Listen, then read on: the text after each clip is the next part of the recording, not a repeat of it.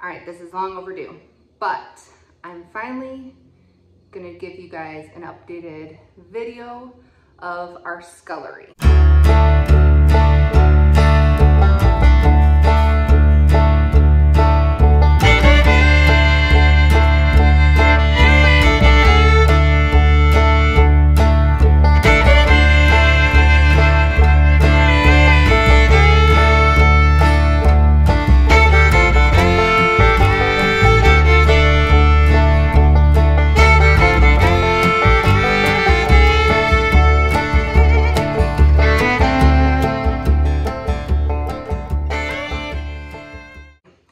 If you missed the first video, I'll put a link in the description.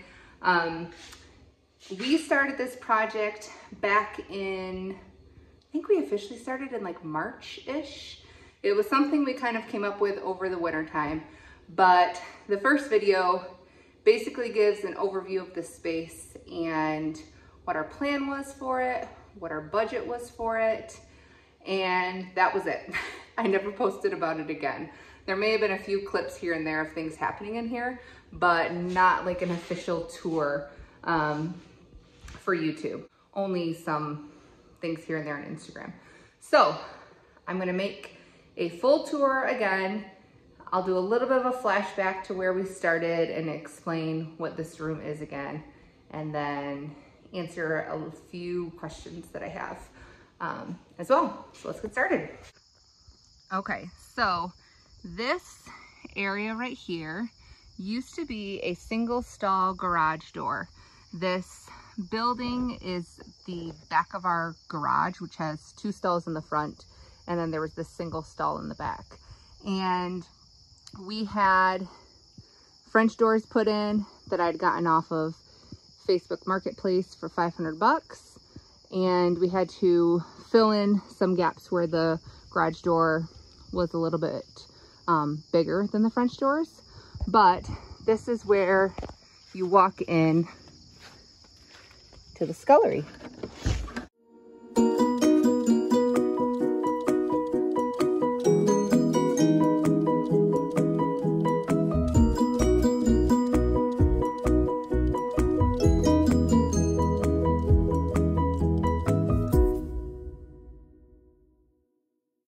So if you look at the before shot of this room, this window was a man door. So this was a overhead garage door.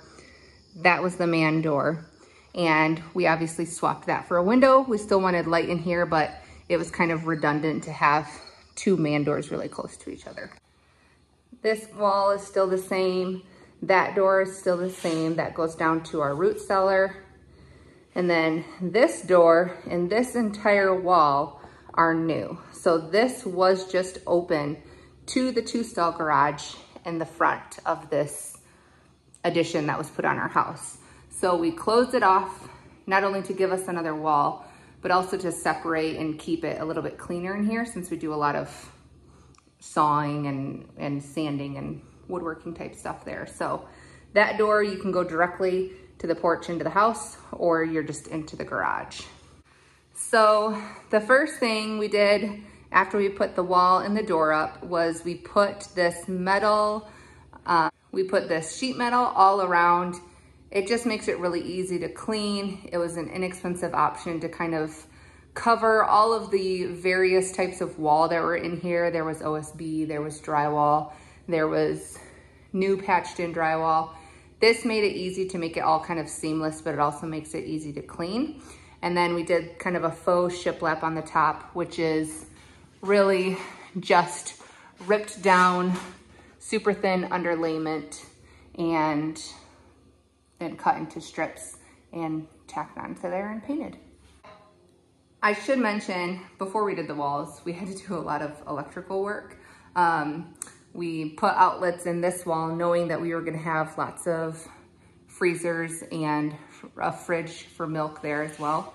And then we also had to put in a whole new panel for the garage and this room on its own, just so that it was separate from the house. I don't really understand how electrical works, but it was done properly. so that way you don't have to worry about like blowing a breaker or anything when we have all of our precious meat stored in here. So I think I shared, but I got these stainless steel tables and 2 others off of Craigslist. They were $100 each, and they've been amazing as a workspace. We did 160 chickens in June, and it was so nice to have just a long counter to do my cutting, my packaging, and then my weighing and labeling at the end, all in one area. And we have these big cutting boards that we bought last year for pig processing, which fit on them perfectly. So eventually I may want to add some type of shelves or something up here, but I'm just kind of waiting and adding things as I need it. So we'll see. This was actually not in the original plan.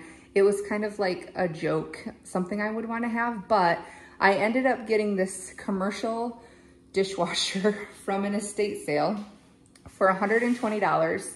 I don't know if it works, but for that price, I trusted him and figured it was worth the risk. But it's pretty low priority as far as getting up and functioning, just because of the plumbing logistics, and I think we have to adjust the electrical again to accommodate for it. And we're also trying to decide, do we just leave it there, or do we raise up the sink a little bit? And it would fit right in this area if we raised up the sink. So that will be super cool to have eventually, kind of a bonus feature of this room that I can utilize for sterilizing my milking equipment or jars when I'm canning. And yeah, we'll find out later if it works though. So I mentioned that door goes right down to the root cellar, which has been super handy as I've been canning in here, just being able to take things directly down there. And then of course, my sink.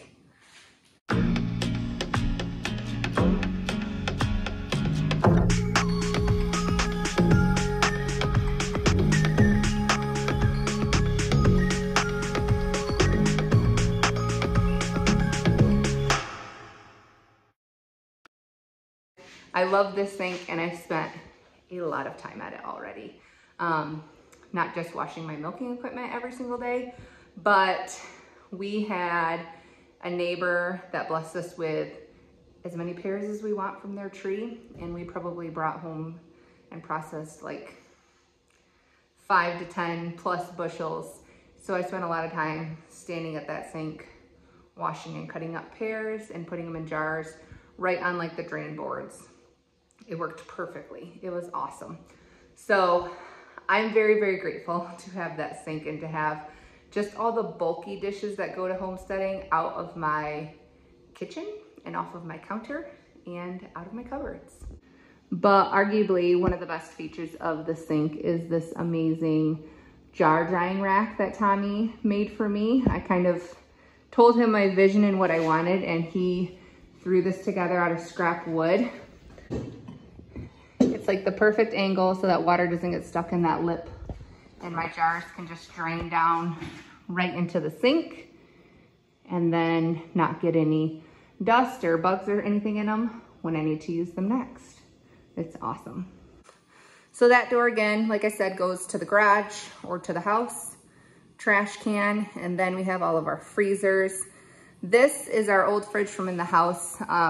We actually don't have it set up yet, but eventually it'll be a milk fridge or just kind of a bonus storage area for things that we can't fit in the house. And then lastly, this center table. This generator is not gonna live here. It's just waiting for its home to be created. But this is a table that my father-in-law welded for us. We're actually gonna use it when we process pigs as like our scalding and scraping surface, but that's only a few days a year. So when we're not using it for that, I wanted it to be kind of multi-purpose and functional and not just taking up space. So Tommy is gonna make a butcher block counter to go on it. And then we're thinking about also having a stand with some casters so that it can be a little bit higher, but that will eventually be another work surface in here for when we are processing produce, As you can see, we have a lot of peppers. These are all tomatoes that are ripening that I'm just trying to keep the fruit flies off of and failing at, obviously. But it's just kind of a nice centerpiece of the room. And also it will have function as well. I should also mention my awesome new propane stove that I've been using out here for canning so that I don't have to heat up the house. It's amazing. We did almost 100 quarts of pears, the kids and I, the last few days. It's been a huge blessing to have a secondary space that we can do all of our work in, but then if it's like, oh, it's time for lunch, we can go inside and our kitchen isn't trashed trying to create a meal. For people when you're tired and hot and sweaty, having the separate spaces, I knew it was gonna be good, but now that I have it, I'm just realizing like how much of an asset it is. And I'm grateful that we pulled the trigger on at least getting it started. These totes up here, I have just stored some random supplies. So I have like my vacuum sealer and all of our storage bags, some butchering equipment, obviously my extra roaster and our pans. So all of that kind of random stuff. I'm sure once the bulk of my canning is done, I'll put like my extra rings and stuff just up there and out of the way. The one thing we haven't gotten to yet is the ceiling. I really want to do a wood ceiling in here, but we just have not found the right deal on wood yet. And then I think we also settled on putting in 2 ceiling fans and then maybe a couple can lights on each side so that there's plenty of light in here.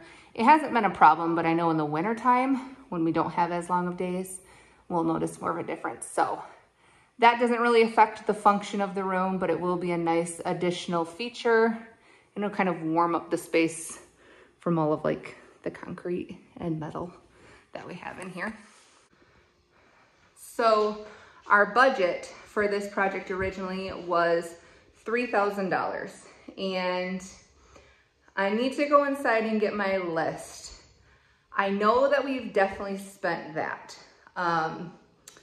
We had some things that weren't originally in the budget that we ended up getting that I'll include when I give you guys what we've spent, but I'm not gonna count it against my budgeting fail.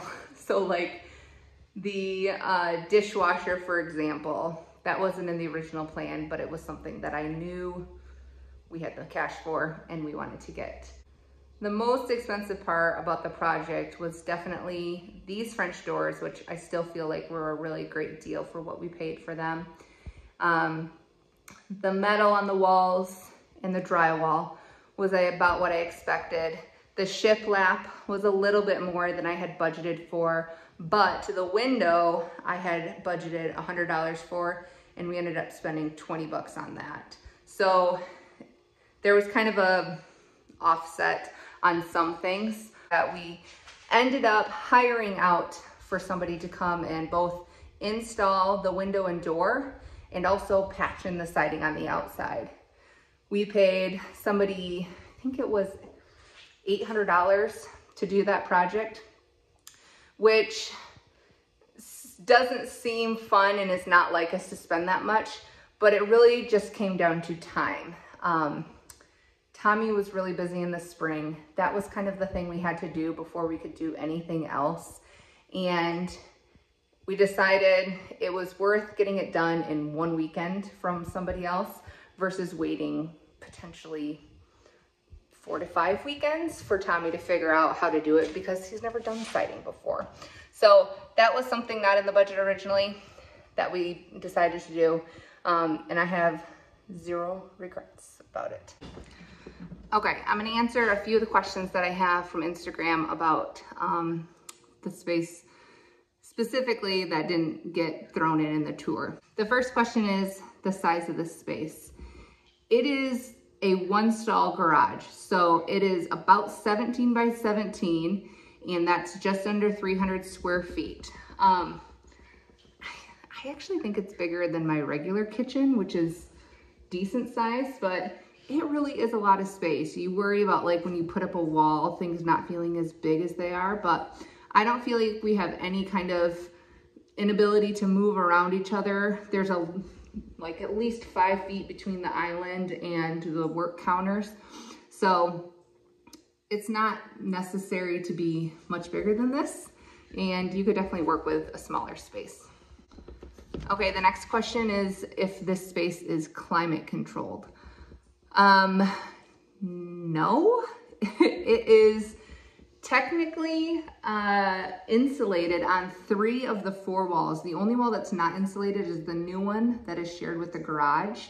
And that actually probably will be insulated at some point, but I can't imagine there's much insulation in the attic. And it's not connected to our heat system in any way. I did have the thought that if it was too uncomfortably hot in the summertime working in here, we could put an air conditioner in that window to kind of take the edge off. But in the wintertime, when we're out here processing, for now, we will probably just have space heaters as necessary, which is what we do when we butcher in the garage. And eventually, if we do add a wood stove to the garage portion, like we hope to, we could always open the door and have that kind of flow into here. Okay, the next question is, at what point in our butchering or processing animals do they come into this room? So we do the majority of like the slaughter and the evisceration outside for both pigs and chickens. When we did chickens, they were completely processed outside, and all I did in this space was break them down and package them. With pigs, it'll be a little bit more work heavy in here. We will obviously scald and scrape and gut them outside, but then as soon as they come into halves, they will come in here to be broken down into different parts and sausaged, and we'll have a lot more actual parting out of pigs in this space, and same for our cow. All right, the next question is anything that I wish that we would have done differently or that we plan to add in the future to the space. I talked about the dishwasher. Actually, where the dishwasher is sitting, our plan originally and still to this point is to eventually add in a walk-in cooler, which will be a doorway right where the dishwasher is, and then it'll go out of this area to an extension that we add on to this building. It won't take up a footprint of this room. And that will allow us to get rid of hopefully some of these. And so we could add more like storage shelves or maybe even another work table over there if we feel it's necessary. But otherwise, I think the layout works really well. I'm happy with it. The other thing that was in our original plan, which still is, we just haven't gotten to it yet, is to put a drain in the very middle here. So it already had a concrete floor in it, but Tommy has a way that he feels he can put the drain in without having to completely undo that. So that is just a matter of whenever we get time to do it. But having a drain in the middle, in the floor, I think will be really nice, especially when we're doing like long butchering days for pigs or for cows. It hasn't been that big of a deal so far with me mainly just doing chickens and canning in here. I think that's it. Hopefully I included everything. If you have any other questions about this space, then feel free to leave them in the comments below, and I will try to make a video sooner once we get more of our updates done. I mean, nothing else is going to be as big of a transformation as this from the first video, but the ceiling will be exciting. The butcher block I think will be exciting. And just continuing to get kind of moved into this space and figure out where we want to store things and make it function is something that just takes time. So thanks for watching. Have a good day.